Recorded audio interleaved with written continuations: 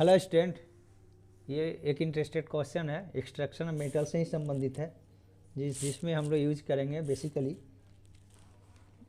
Thermic reaction के बारे में। यहाँ दिया हुआ एक क्वेश्चन है, the reaction shows one of the process of extraction the metal like iron magnesium, है ना। तो ये मैग्नीज ऑक्साइड है, इक्वेशन दिया हुआ है, manganese oxide aluminium manganese aluminium oxide plus heat, यानी एक्सोथर्मिक तो है, ये तो खुद बताया है कि एक्सोथर्मिक रिएक्शन है।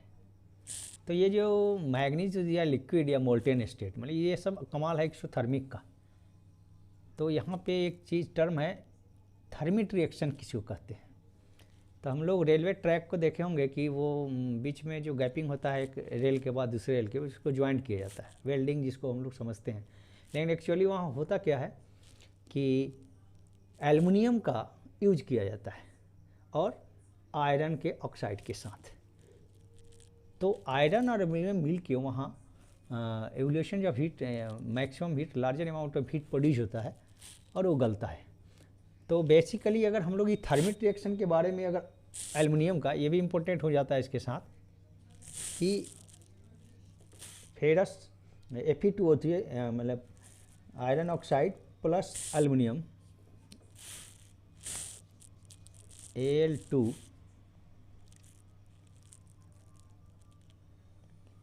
जब ये रिएक्शन होता है एल्युमिनियम के साथ, जैसे यहाँ देख रहे हैं सेम रिएक्शन है। तो ये वेल्डिंग प्रोसेस है, समझिए कि जोड़ने का जो रेल का, उसके बारे में बताया गया। 2Fe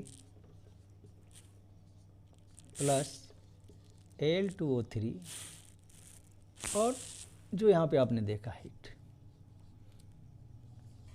तो ये जो हीट एवोल्यूशन हुआ, यानी जो ये रिएक्शन हुआ, ये भी आया था मोल्टेन स्टेट में। जैसे मैग्नीज था, ये मोल्टेन स्टेट में आता, लिक्विड लिखा हुआ है लेकिन मोल्टेन स्टेट में आता है कि कितना ज़्यादा एक्सोथर्मिक होता है। और एल्युमिनियम का यूज होता है, एक्सोथर्मिक होता है। इसके कारण ही इसको हम लोग थर्मिक रिएक्शन करते हैं। थर्मिक का मतलब थर्मो से भी समझ सकते हैं, लेकिन हालांकि उससे कोई इसका मतलब नहीं है। लेकिन बेसिकली हाईली एक्सोथर्मिक होता है, इसलिए ये मेटल के ऑक्साइड को हम लोग बोल सकते हैं कि ये थर्मिक रिएक्शन है। लेकिन इसमें एक चीज़ और भी आता है कि identify the substance oxidise and reducing. तो ये दोनों रिएक्शन में देखिएगा तो आपको समझ में आएगा कि ये एल्युमिनियम जो है, ऐसे एल्युमिनियम यहाँ भी है, यहाँ भी है। तो ये एल्युमिनियम जो है ना, ये बेसिकली रिड्यूसिंग एजेंट का काम करता है, यानी खुद ऑक्सीडाइज हो जाता है। तो रिड्यूसिंग एजेंट का काम कर रहा है कि ये रिड्यूस कर दे रहा है। तो यहाँ पे अगर ध्यान हम लोग देंगे तो एल्युमिनियम खुद ऑक्सीडाइज हो रहा है। तो दूसरा जो क्वेश्चन है ये का हुआ कि थर्मिक रिएक्शन क्यों कहते हैं, तो हाईली ये है एक्सोथर्मिक, इसलिए इसमें हम लोग आइडेंटिफाई सब्सटेंस ऑक्सीडाइज। तो एल्युमिनियम जो है बी में खुद ऑक्सीडाइज हो जाएगा, ऑक्सीडाइज होकर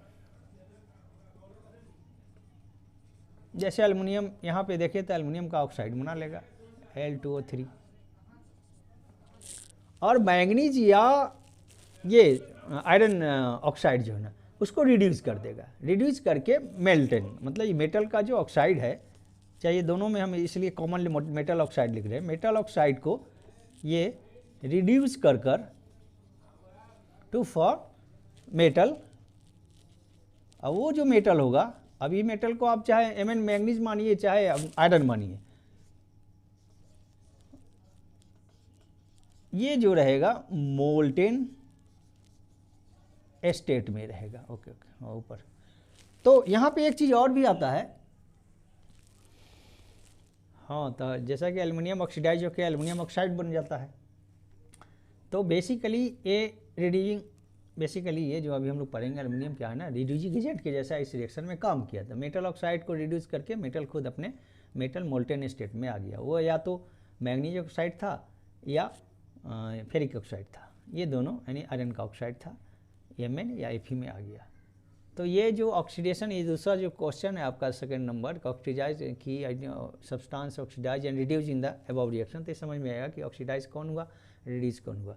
नेक्स्ट 3 है यानी सी कि give a reason why aluminium is preferably used in thermic reaction. तो एल्युमिनियम थर्मिक रिएक्शन इसलिए यूज किया जाता है बेसिकली कि अगर हम रिएक्टिविटी सीरीज देखें तो कुछ इस तरह का आपको दिखेगा, और हाईली रिएक्टिव इन लोगों को माना जाता है कि sodium is greater than potassium against sodium, calcium plus magnesium and aluminium.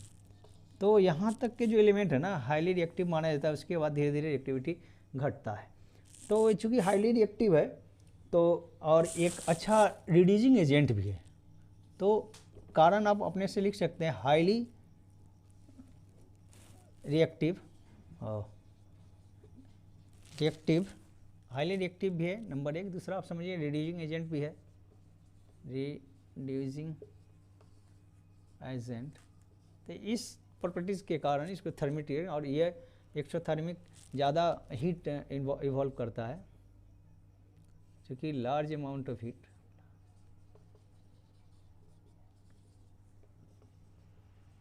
Is produced. इसीलिए हम लोग जनरली ना कि एल्युमिनियम को यूज करते हैं थर्मिक रिएक्शन के रूप में। बेसिकली जो हुआ ना हीट हुआ, रिएक्टिव तो है ही, इससे ज़्यादा भी बहुत कुछ रिएक्टिव है, लेकिन इसका हम लोग यूज़ करते हैं। और मैग्नीशियम कैल्शियम ये सब जो है थोड़ा सा जो है हाई है, बहुत हाई है, जिसको हम लोग आराम से नहीं रख सकते हैं, इसको रख सकते हैं।